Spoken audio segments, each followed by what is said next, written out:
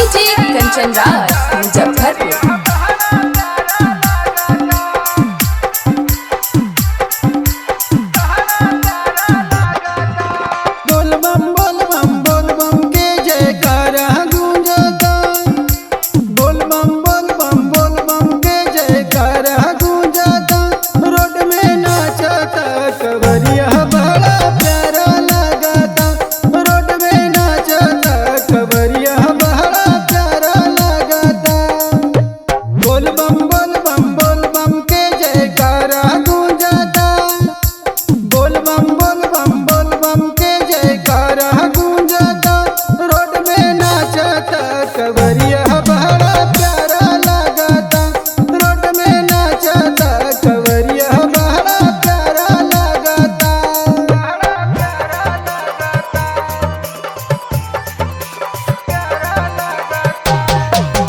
DJ Kanchan Raj Muzaffarpur.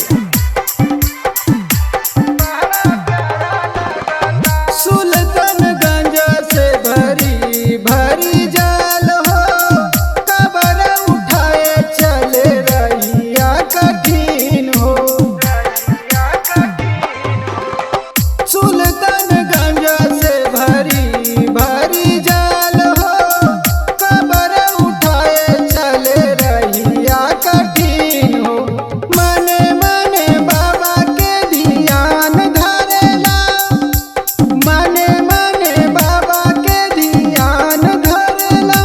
Road में नाचता कवरिया बड़ा प्यारा लगता, रोड में नाचता कवरिया बड़ा प्यारा लगता।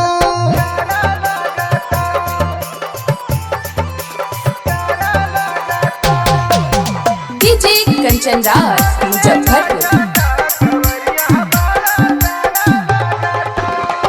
जंगल पहाड़ टेढ़ा मेढ़ा डगर हो, पैदल पहुँचल जाई बाबा के नगर हो। जंगल पहाड़ टेढ़ा मेढ़ा डगर हो, पैदल पहुँचल जाई बाबा के नगर हो। चाहे आंधी पानी या तूफान आवता, चाहे आंधी पानी या तूफान आवता, रोड में नाचता कवरिया बड़ा प्यारा लगता, रोड में नाचता कवरिया बड़ा प्यारा लगता।